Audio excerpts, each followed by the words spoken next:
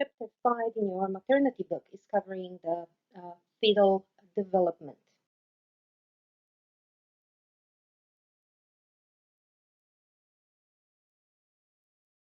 Please take a few moments to review the learning objectives for this lecture. Fetal development by reviewing a few elements regarding types of cells in the human body. Most of our body is made out of what is called soma cells or somatic cells. They make up the organs and tissues of the human body, and their nucleus contains 23 pairs of chromosomes. Out of those, 22 pairs are called autosomes, and they will encode information for the structures, um, all the structures of our body, all the organs, all the phenotypical characteristics. In addition to that, we have one pair of 6 chromosomes that will define if the individual is female, is XX, or it will be a male as XY. All the chromosomes in our body are composed of genes, and those genes are containing information um, that end up making up our body. At the level of the body, we have a different type of cells that they are called the gametes, germ cells, or sex cells, and they can be found in the reproductive organs only. For female, the female gamete is the ovum, while for the male gamete, we have the spermatozoa or the sperm. Those cells, as opposed to the somatic cells, will have only half of the genetic material. They will carry in their nucleus only 23 chromosomes.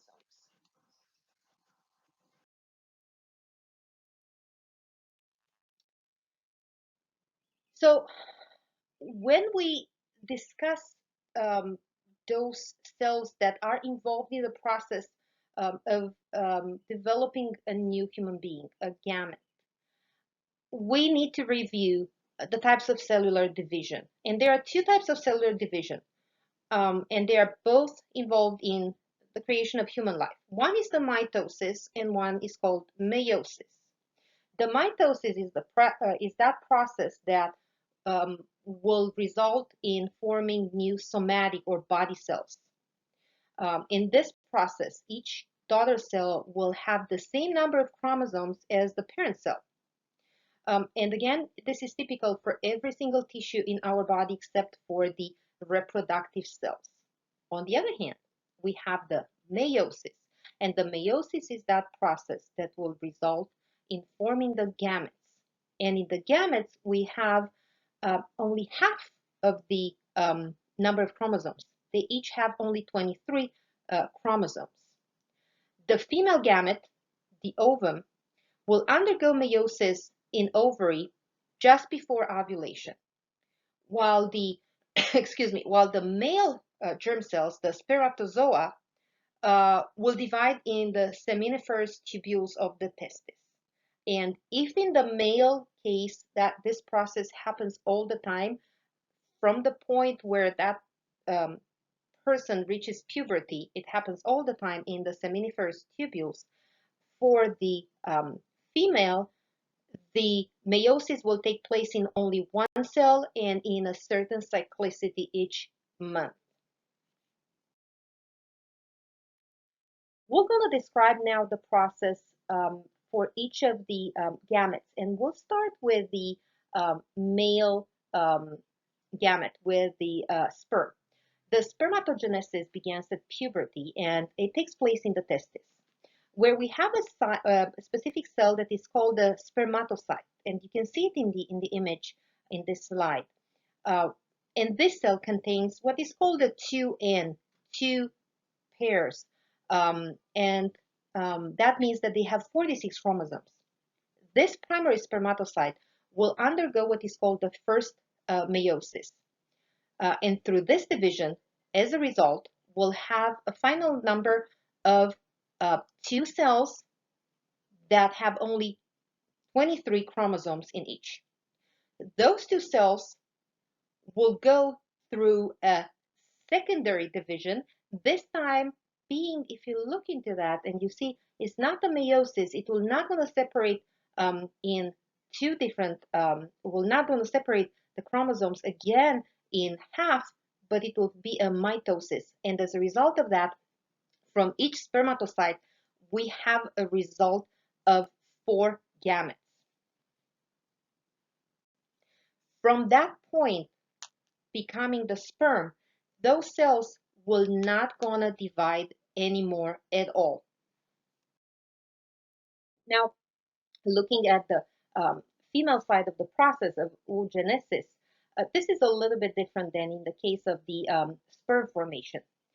The oogenesis begins in the ovaries before birth, and it's stunned in the process, will not going to be fully complete until the female will reach puberty, and it will be finalized or almost finalized with each ovulation.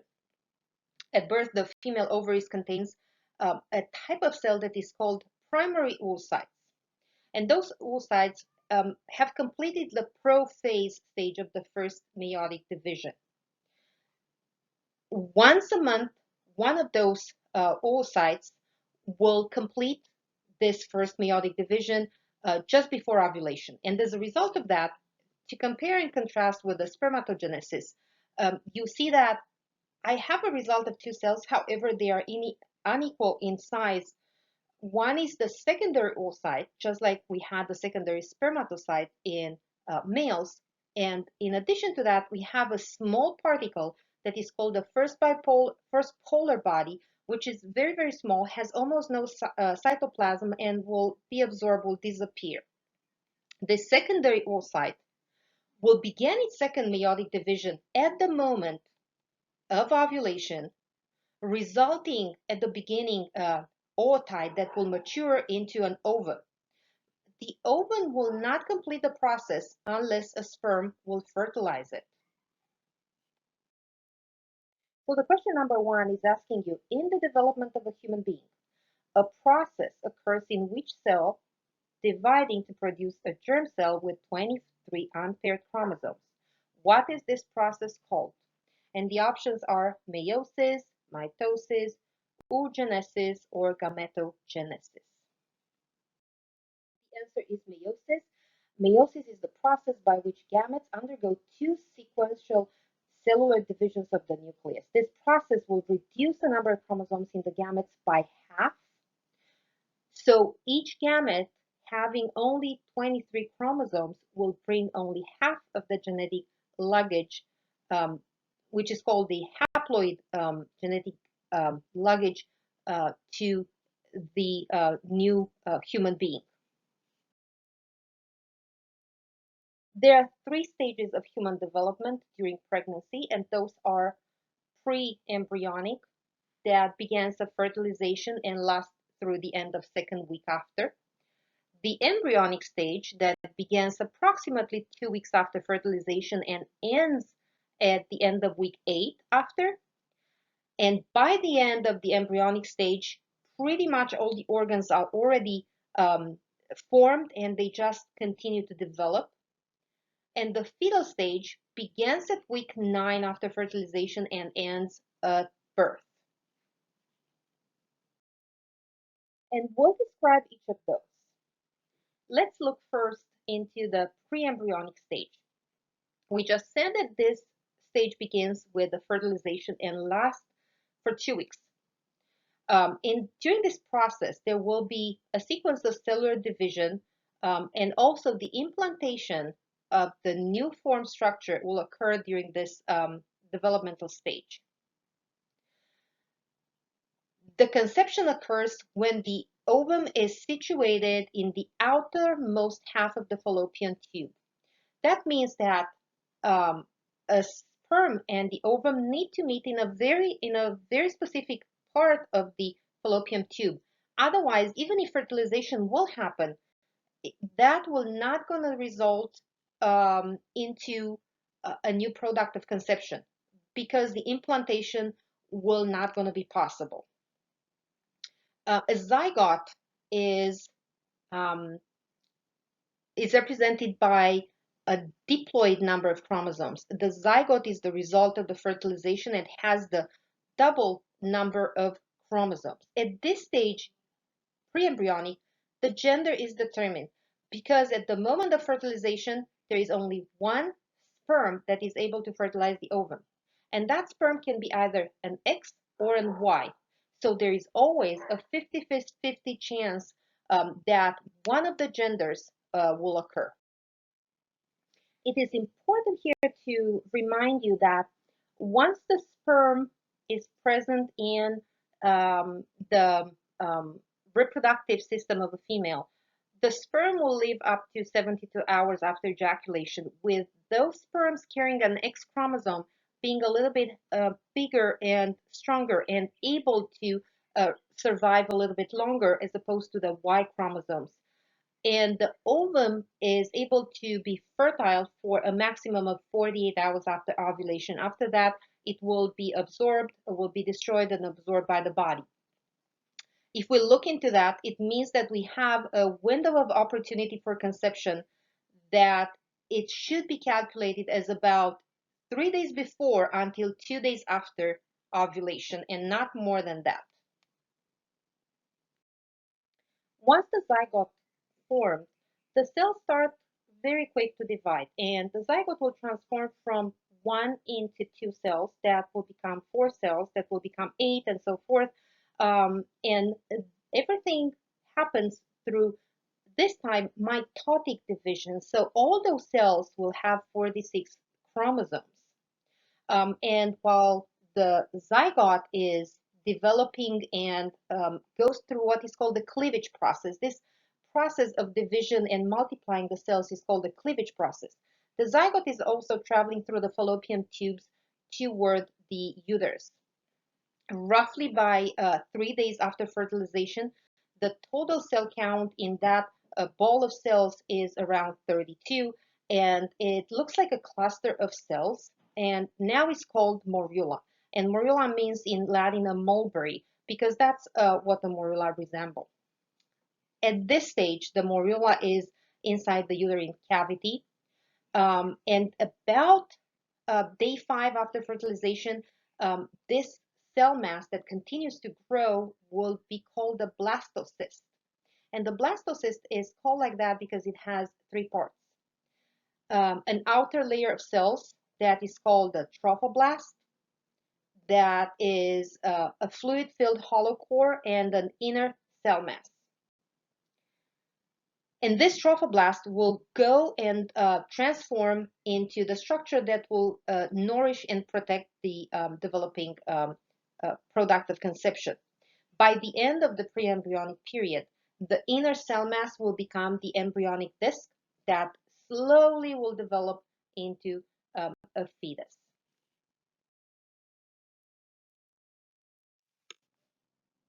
So once the blastocyst is formed, will continue to develop up to the point that by day 10, once in the uterine cavity, will come very close to the uterine mucosa and will start the process of burying itself inside the endometrium. Now, the endometrium by this stage is extremely thick because it highly developed under the influence of the progesterone, and will be able to receive the blastocyst. It's ready for that. It will receive and will cushion the blastocyst and completely cover it from all sides. And during the process of implantation, there will be some small cavities that are called lacunae that will develop around the blastocyst.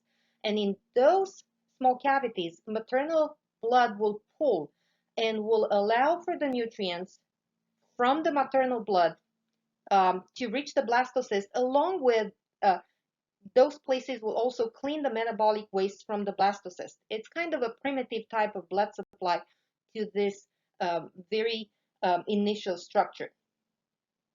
Those lacunae later will become what is called the intervillous spaces of the placenta. At this stage, endometrium will become the decidua. It's not called endometrium anymore, will be called decidua. Once implanted, the blastocyst will start secreting a hormone, which is the human chorionic gonadotropin. And this hormone will go back to the corpus luteum and stimulate corpus luteum and forcing corpus luteum to continue to produce progesterone, and this in order to maintain the endometrial lining and to maintain the development of the pregnancy. At this point, um, if you really do the math, you will see that the woman has not yet missed her menstrual period and is totally, well, or will be totally unaware that she is pregnant. And why is this important to say? This is mainly important because a lot of genetic um, conditions or abnormalities may develop at this point because the woman may be exposed to teratogenic factors that she's not even aware that she's pregnant. Something else that can happen in some women is the fact that during the time of implantation, there can be a small amount of bleeding.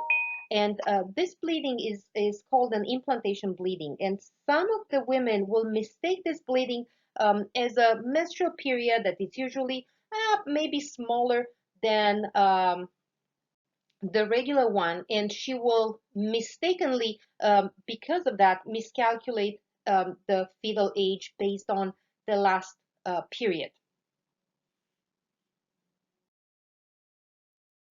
The embryonic stage now, because we are at that point. So the embryonic stage starts at the end of second week after the fertilization until the end of week 8. It's about 6 weeks. During this stage, at this point, the woman becomes aware that she's missing her menstrual period. And at this point, the product of conception starts to be called an embryo. It's important to understand that in embryonic stage, all the organ systems and major structures will be formed. At the end of it, all of them are present. All the fingers, every structure in the body, they are just extremely, extremely tiny. And the embryo has a fully recognizable human form. In addition, during the embryonic period, of course, the cells will multiply, and a lot of the tissues will become to assume specific functions through a process that is called the process of differentiation. And the tissues will start by forming rudimentary organs or primitive organs and organ system. By the end of week 3, we have 3 layers developed in the embryo, and you can see it in the image on this slide. So these layers will be the ectoderm, which is the outer layer, and from this layer, the embryo will develop the skin, the hair, nails, and the nervous system. It's very important. The mesoderm, or the middle layer, that will end up giving form to developing from this will be the skeletal, muscular, and and the circulatory system. And the last one will be the endoderm, which is the inner layer. And from this one, the body will form glands and lungs, urinary and digestive tract. By the end of week 8 and beginning of week 9, we are moving into the fetal stage. From this point, from week 9 until birth, the product of conception will be called the fetus. In this stage, just additional growth and maturation of the organs and body system happens. No big structural events happen anymore. If a body part, if an organ, if a segment, if anything was not formed by now, it will not going to be possible to make up for it. The time of developing structures is in the embryonic stage. The fetal stage starts with a very, very tiny embryo that usually weighs on an average about 8 grams. And by the end of the fetal stage, the fetus on an average will have 36 centimeter long and will be on an average expected to weigh 3,400 grams, almost 3.5 kilos. Question number 2 is asking you, in the embryonic stage of fetal development, what event occurs. And the options are implantation begins, gender differentiation takes place, maturation of germ cells in ovaries, or differentiation begins. The, an- the answer is during the embryonic period, differentiation begins. The cells from the embryo will multiply and tissues will become to assume specific function. And this process is called the differentiation. Among the supportive structures of the embryo and later the fetus, we have the fetal membranes. Somewhere around week 9, the fetal membranes will start to develop, and around the um, tiny group of cells that later will become the actual embryo, a little cavity starts to develop that begins to be filled with fluid, and this is the amniotic cavity. This process starts around day 9 of conception. Around it, this will be covered by a fibrotic membrane that is thick and it lines the amniotic cavity, and that membrane is called the amnion. The amnion will have several layers, and its main function is to protect the fetus.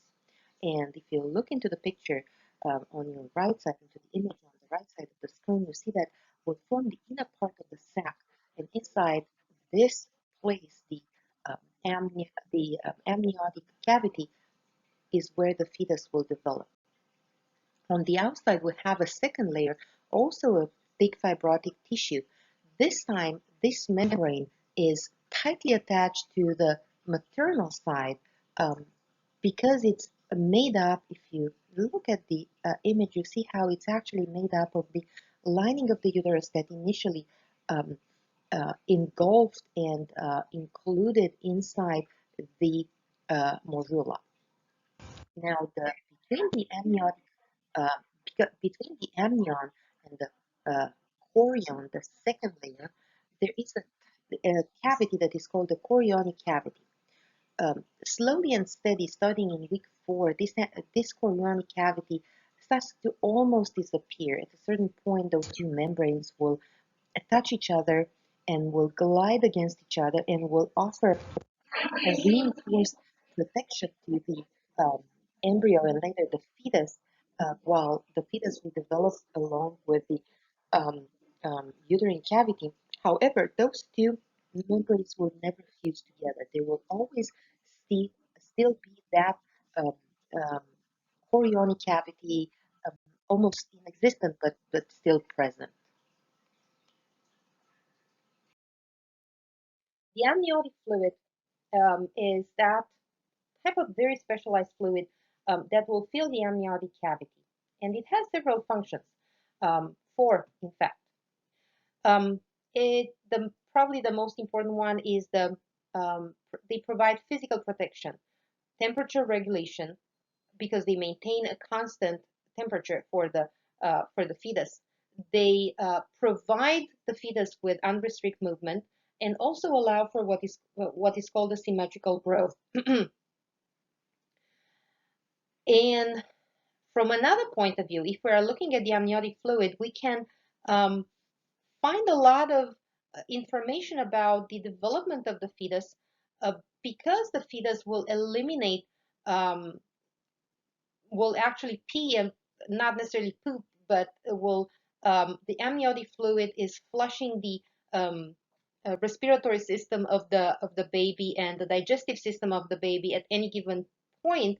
Um, Therefore, in the amniotic fluid will accumulate all kinds of substances from the fetal gastrointestinal or renal or respiratory tract. And if we are sampling the amniotic fluid, we can have information about the fetal well-being. The amniotic fluid is produced by the amniotic membranes throughout the pregnancy and is produced from the maternal blood. In addition to that, part of it will be fetal urine and some of the secretions from the fetal respiratory tract.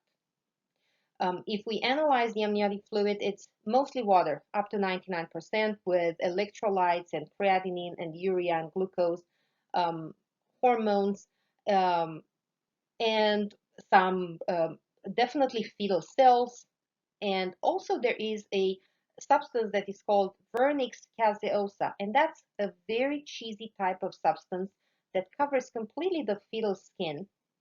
Um, and the main function of this very fatty substance is to protect the baby skin that lives in water, mainly in water for this stage. So to summarize, the amniotic fluid function as a cushion for the baby.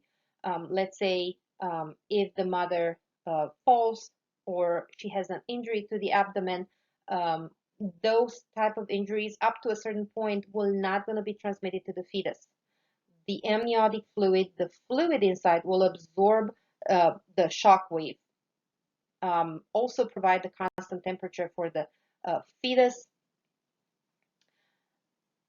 Inside the amniotic fluid, the fetus is also doing an interesting thing. It's practicing fetal breathing movements.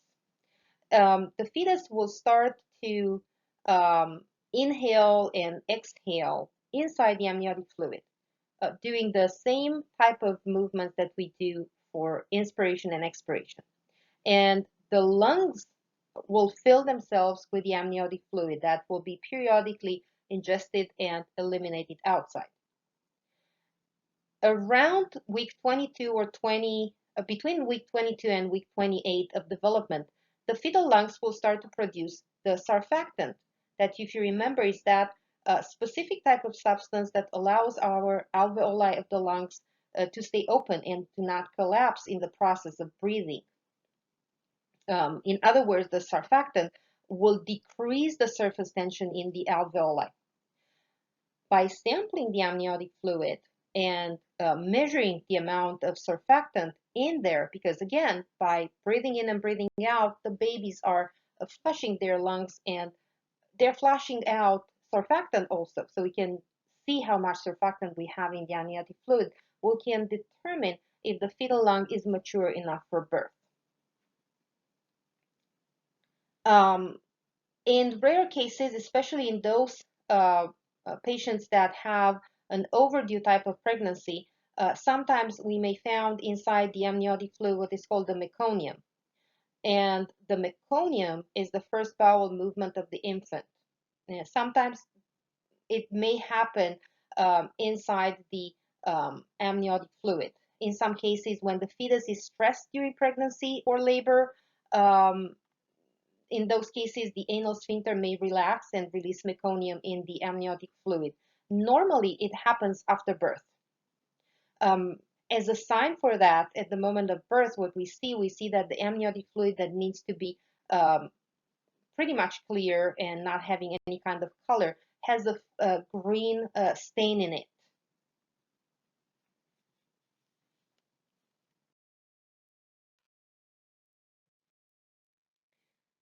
Another supportive structure is the placenta, and this is the organ that sustains and nourishes the growing pregnancy.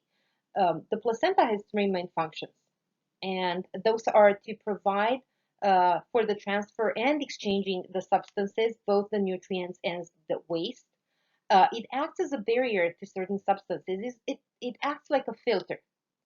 And to function also as an endocrine gland, is producing hormones that maintain the pregnancy, maintain the fetus, and allow for a normal development. Uh, Placenta will start to develop around week 5 after fertilization at the site of the implantation. And while most of the placenta has embryonic origin, if you remember the chorionic villi, about 20% of it on the side of the mother has a maternal origin. When we are looking at the placenta, is made out of lobes or sections. And those sections are called cotyledons because they have this kind of, they look like finger-like projections. And each of those cotyledons will have 2 or more stem villi. They are made out of those. Each stem villus will have inside a branch of the umbilical vein and an umbilical artery that will branch out into the intervillous space to combine with the maternal blood. So again, at this level we do all the exchanges necessary for the development of the fetus. We'll bring in nutrients as oxygen and water, electrolytes, vitamins, glucose, everything that the baby needs to develop. And all those elements are able to do what is called to cross the placenta and will eliminate carbon dioxide, urea, uric acid into the maternal circulation to be eliminated through the maternal renal system. The immunity, the fetus will receive it in a passive way from the mother, while maternal antibodies are passing freely through the placenta. That's why it's very important for the mothers to be vaccinated in advance to offer that immunity to the babies immediately after birth. However, there are a few of those antibodies that are too big to cross over, and those would be for rubella, for cytomegalovirus, the CMV, varicella, and measles. The barrier function. Well, the placenta acts like a barrier for some medications and some hormones. However, not all of the medications will be stopped by the placenta, and some will filter through. That's why when we are advising our patients regarding a usage of both legal and illegal drugs or any kind of other elements that can be considered a toxin, we need to advise our patients that they need to consider that everything that they are ingesting may pass to the fetus. Before taking anything, any new type of medication, they need to consult with their healthcare provider, even for the over-the-counter medication and even for so-called natural type of supplements as herbal supplements. Some of them, and probably I've told you many times before, some of them can be very poisonous, and especially may be poisonous for a fetus. Again, the placenta has this function of an endocrine gland and will produce those hormones to sustain pregnancy. And the placenta is able to produce progesterone, estrogen, and what the baby, the fetus, was producing at the beginning, the human chorionic gonadotropin.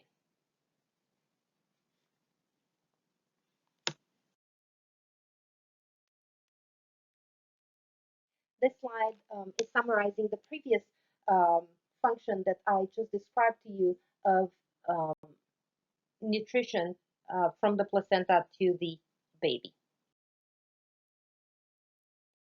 The umbilical cord is that structure that extends from the umbilicus of the fetus up to the fetal surface of the placenta.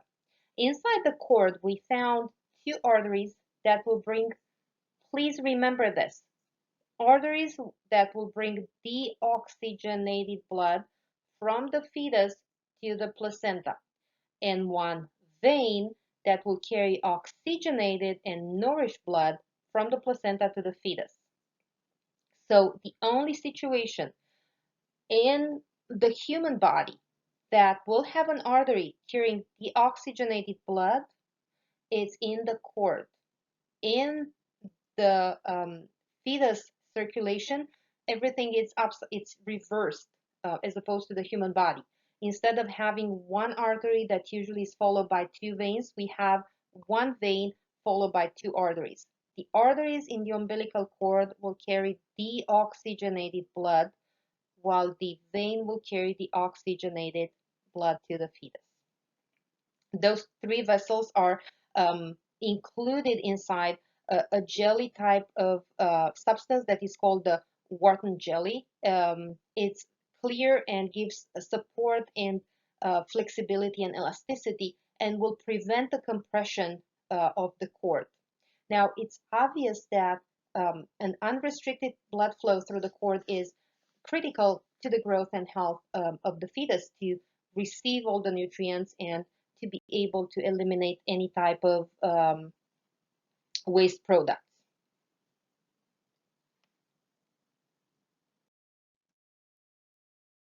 We'll discuss now the fetal and placental circulation, and I will try to resume it for you. So if we are looking into the fetal circulation, it differs from the pattern that we see in human circulation that is present at birth. So, and this is because while in utero, the fetus is highly dependent on the maternal circulation for oxygenation. The fetus is not using its lungs to oxygenate the blood. Normally, the level of oxygen that we will found in the bloodstream of a fetus is way lower than the maternal levels. So because of that, the fetal circulation has some particularities that will will aid in streaming oxygenated blood from the placenta to the major organs, especially to the brain, liver, and the kidneys. And this is possible because in the fetal circulation, we have three major shunts or bypasses. Those bypasses present in fetus will be closed shortly after birth. And those three bypasses will be the ductus venosus, the foraminal valley, and the ductus arteriosus. So we'll look into each of those. Now I will start by describing the ductus venosus, and please look at the picture and try and follow what I'm saying. I will try to make it very easy to understand, and also if needed to take a moment and think about it, stop the presentation, think about that, try and find on the picture what I'm describing and restart the presentation once you have it. So again, the oxygenated blood in the fetus will come through the umbilical vein. And if you look on this image, you will see that the umbilical vein is colored in red because it carries oxygenated blood. And the umbilical vein will enter the fetus at the site where the umbilicus will be at after birth. Now, the oxygen level in the fetal blood is usually around 80%. If you are following the arrows on the image, you will see that approximately half of the oxygenated blood that comes through the umbilical vein will go to the liver. However, half of this will shunt the liver, will completely bypass the liver, and will flow directly into the inferior vena cava. And this is the ductus venosus, this structure. The oxygenated blood in the inferior vena cava will mix with deoxygenated blood that is returning to the heart from the lower limbs, abdomen, and pelvis from the baby. And as a result of that, the oxygen saturation from 80% in the umbilical vein in the inferior vena cava of the fetus, it will decrease to 67. Now, if we are moving up, okay? And we get to the point that you see that majority of the blood in the right atrium, please find the right atrium. Majority of the blood in the right atrium will flow from the right atrium into the left atrium through what is called the foraminal valley. And this is the second shunt that the fetus has. And this is a hole that will connect right and left atriums that normally are completely separated. In this case, because we need that the majority of the oxygenated blood, which is by now only 67%, can quickly pass on to the left side. Remember that the left side is the side that goes to the main body, as opposed to the right side that sends the blood for oxygenation to the lungs. We don't need it because the lungs are not functioning. So this shunt allows the blood from the right side to quickly move into the left side, and from the left side to be sent through the aorta to the rest of the body. So again, the fetus is not oxygenating its own blood in the lungs. So the blood supply to the fetal lungs is for nourishment of the tissues, for nourishment of the lungs only. The fetal lungs are collapsed and filled with fluid.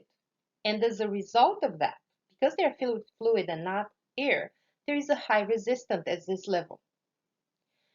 So because of this resistance, only about 10% of the blood from the pulmonary artery is able to really flush and enter the lungs. The remainder of this blood will be shunted out again to conserve as much of the oxygen that we can from the right side to the left side. It will be shunted into the aorta from the pulmonary artery direct, and that's done through the third shunt that happens in the fetus. That's called the ductus arteriosus. Again, ductus arteriosus is connecting directly the pulmonary artery with the aorta and allows this oxygenated blood to quickly be pushed into the left side of the heart.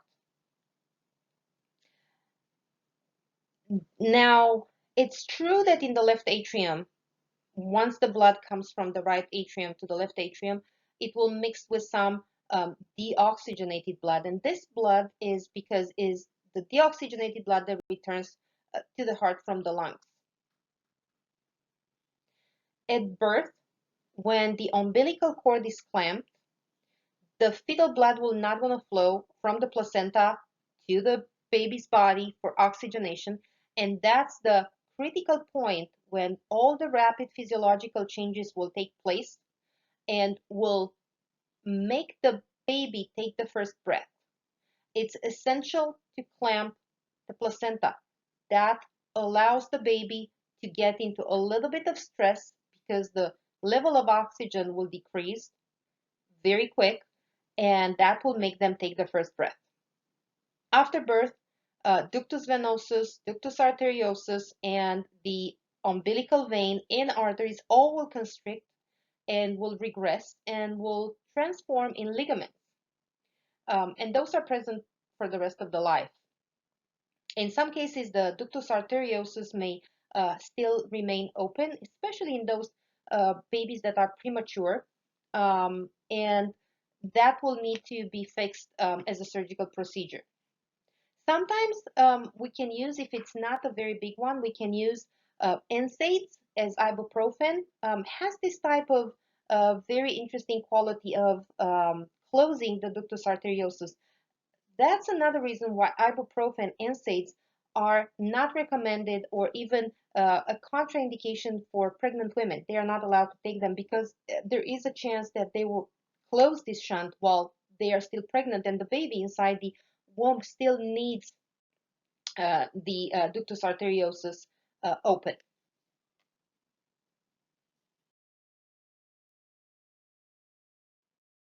Question number 3 is asking you whether the following statement is true or false.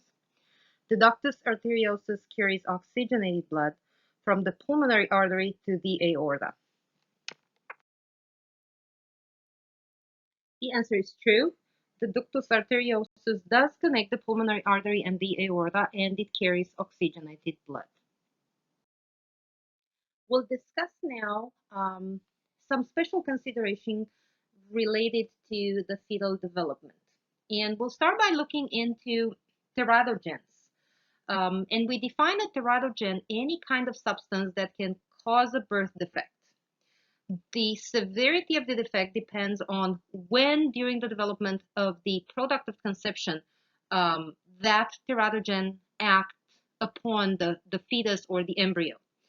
And also which body systems were developing at the time of the exposure. And also the severity will depend on the particular teratogenic agent to which the fetus was exposed. And we'll examine the effect of teratogens based on the stage of pregnancy. When a teratogen will act upon a product of conception during the first 2 weeks of development, the teratogen will have what is called an all or nothing effect. Either the exposure to that teratogen will have no effect at all, because there is still no connection between the maternal blood supply and the zygote, or the result will be the death of the zygote. On the other hand, during the embryonic stage, the exposure to a teratogen will produce the greatest damaging effects. Because during this time, the primary structures and functions of the organs and tissues through the differentiation will occur. Developing organs and body systems, especially when they are so active in multiplying the cells, they become highly susceptible to teratogens. And the major abnormalities will appear at this stage of pregnancy. I will just give you a few of them in terms of time of happening. During week 3, there is the development of heart and central nervous system. Most women in week 3 of pregnancy, they are not even aware that they are pregnant if they are not actively looking to become pregnant, and they are checking that all the time. During week 4, if there is a teratogen acting on the embryo, defects of heart, arms, legs, nervous system, central nervous system, and lip may show up. During week 5, we continue with heart, arms, legs, and central nervous system. And in addition to that, we can see defects of the eye. During week 6, we continue with heart, central nervous system. In addition to that, abnormalities of the ear and teeth. During week 7, central nervous system, ear, teeth, palate, the cleft palate shows up at this stage, and heart. And at week 8, external genitalia abnormalities will add to the list that I was giving you before.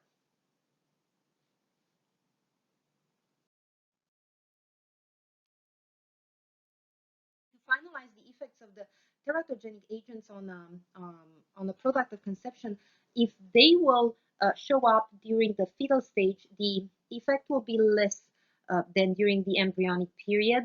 During the fetal stage may cause physiological defects and some minor structural abnormalities. Keep in mind that CNS and brain, they are continuously developing throughout the entire process of fetal development, not only in the embryonic stage, so they may still be susceptible to damage from teratogens throughout the entire length of the pregnancy. And now we'll discuss a little bit about different types of teratogenic agents. And they fell into 3 categories. They can be ingested, infectious, or connected to environmental substances. The ingested ones. Now, most substances ingested by a pregnant woman have have a high susceptibility to be passed to the fetus through the maternal bloodstream, through the placenta. And the common teratogens that can be ingested are prescription medication, illicit drugs, or alcohol. Some of the medication that they are therapeutic for the mother can be highly teratogenic to the embryos. And one of them is phenytoin or dilantin, which is used to treat epilepsy. This medication can cause cleft palate and other abnormalities. Whenever we have a patient that is known to suffer from epilepsy and being treated with phenytoin, we need to advise her that she needs to be on any kind of birth control method. And once she would like to become pregnant, she needs to discuss it with her healthcare provider in order to decide if the medication can be stopped, can be changed, what can be done in order to not expose the fetus to phenytoin. Alcohol and illicit drugs like marijuana, cocaine, heroin will have a high negatively impact on the development of the CNS of a fetus. Infants exposed to those substances during pregnancy are also born with what is called a physical dependence on the substance. They are addicts without even wanting to do that. In addition, because they were exposed during a developing stage of their brain, they have a decreased mental capacity, and they can have also other defects and other related pregnancy complications. Other type of agents may be chemotherapy agents. Tetracycline will cause dental and bone tissue malformations. And if we are looking specifically for alcohol, not that much other drugs, the alcohol will determine in the baby what is called a fetal alcohol syndrome that has facial defects. The babies will be low for a gestational age, low weight at birth, and will have a low IQ. The infectious agents, um, well, like any other human being, a mother is susceptible to infections during her pregnancy, and some of those infections can pass to the fetus through the placenta and may affect the development. Those that we are most scared of will be varicella, cytomegalovirus, and rubella. In addition, if you remember a few years ago, there was a lot of talking about the Zika virus that will produce what is called the microcephaly or anencephaly, a lack of development of the central nervous system, especially at the level of the skull.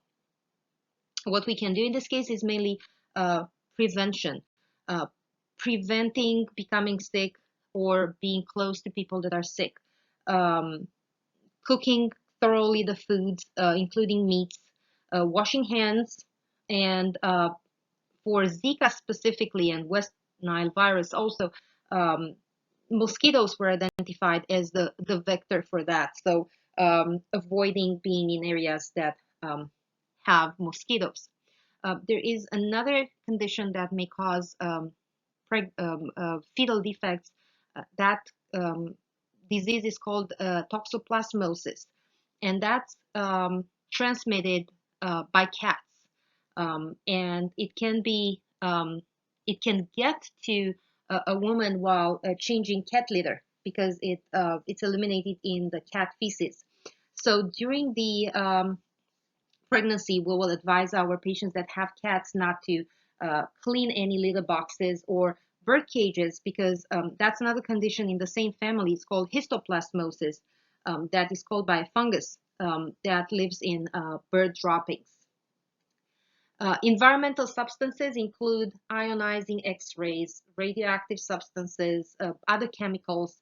So we will advise our patients, especially those that live in, not live, that they work in environments that's how their work um, um, load is, how to avoid. And that can be done by totally avoiding unnecessary exposure to X-rays. If needs to be exposed to that, to use lead shields to protect the baby, using gloves and masks when handling any type of chemicals, and to not be exposed to that at all if possible. Another type of special consideration will be to a condition that is called an ectopic pregnancy. An ectopic pregnancy is defined as a zygote that will implant in a place, in any other place, other than the uterus. So, from all the cases that will implant themselves outside the uterine cavity in abnormal places, 95% of them will occur in the fallopian tube.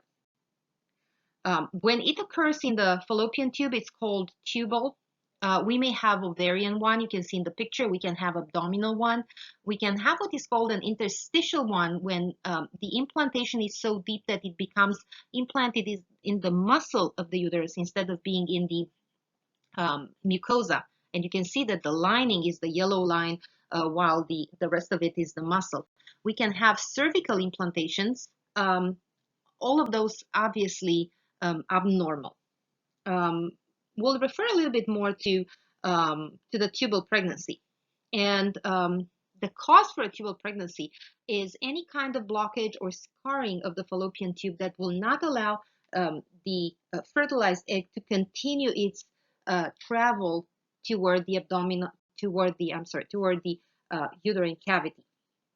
And those scarrings or blockages or adhesions can be the result of trauma or an infection, and even the result of a tubal ligation reversal. The tubes may be scarred by that stage. Um, Unfortunately, the ectopic pregnancies are the leading cause of maternal death in the first trimester, because those pregnancies that develop in an awkward place will rupture. And as a result of that rupturing, because of that high um, blood supply, they can create a big hemorrhage inside the abdominal cavity of the woman.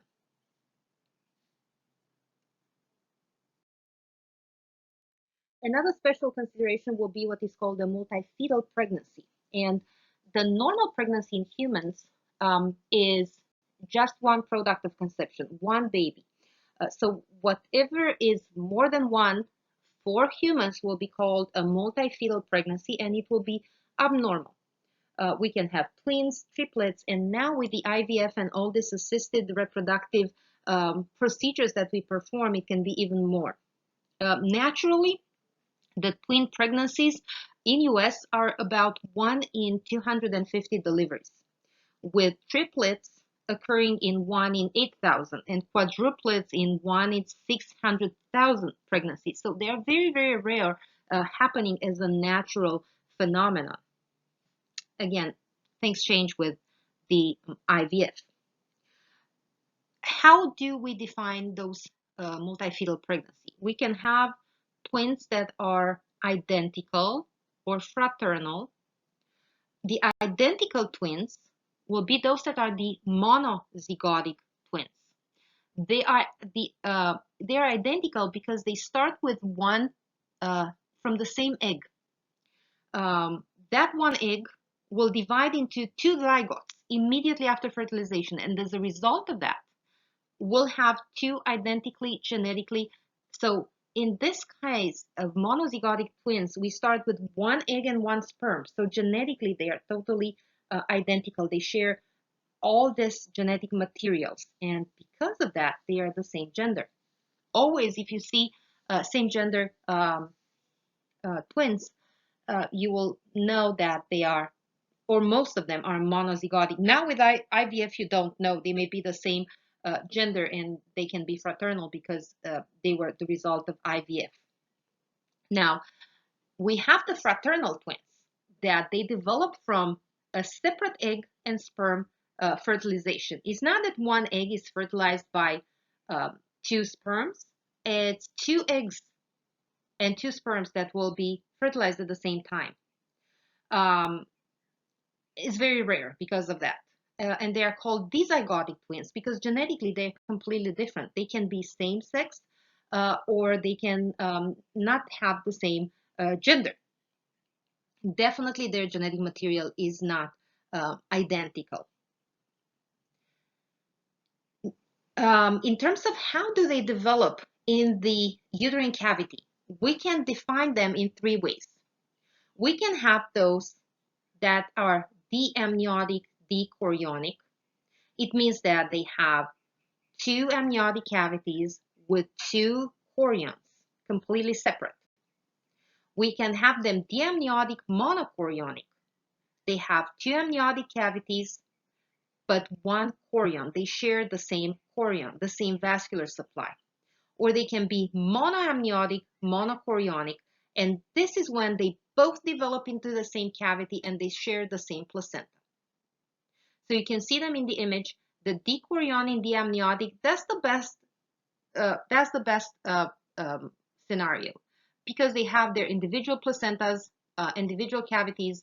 They do not fight for anything.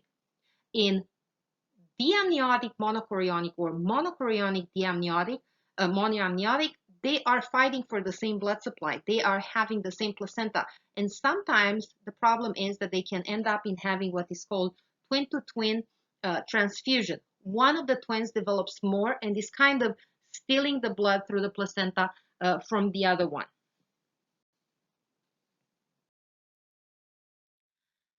What will be some factors that will contribute for a multifetal pregnancy? Usually, if in the family there is a history of twins, there is a very high chance that a person in that family, that will have twins also. In some patients that are having twins in a natural way, there is a recent stop in taking oral contraceptives because oral contraceptives will put the ovary completely at rest. And usually for long periods of time, there is kind of a rebound of the ovary, and the ovary is hypersecreting or hypercreating ovums or having a high level of hormones. Also, tall or large stature mothers have a higher chance to have twins. African American heritage have also a higher chance to have twins. Any type of fertility medication used because of the overstimulation of the ovary. Again, it's just kind of like in the same category with the immediately after stopping oral contraceptives, and definitely IVF. In the IVF, really quick to let you know, there are a few ways of performing IVF. We can do what is called a sperm donor, where the donor sperm is just introduced in the female reproductive system, and the fertilization happens over there. We have those IVFs that we are we are harvesting both the sperm and the oocytes from the both partners, or sometimes it's just one partner. If one is not fertile, it's one partner and the other, instead of the other partner that is infertile, will have a donor, and we'll create the embryos in lab and we'll transfer. Usually we try and transfer several embryos and evaluate them periodically every week and see how many develop and how well they do develop. And at a certain point, there needs to be a decision in terms of reduction. And the reduction means some of them will need to be removed to allow just to develop. Because we know that more embryos we have, more babies we need to develop inside, the worse they will do, because they will start to fight for the same resources in terms of blood supply and nutrients. And probably you know the case of the Octomom, that she had implanted 8 embryos, and for whatever reason, she said that the doctor didn't want to reduce them, but I think that she refused to go and have them reduced. She ended up having 8 of them, which is an extreme situation, and exposes both the embryos and as future human beings to issues, and definitely the mother's body is put under a lot of stress.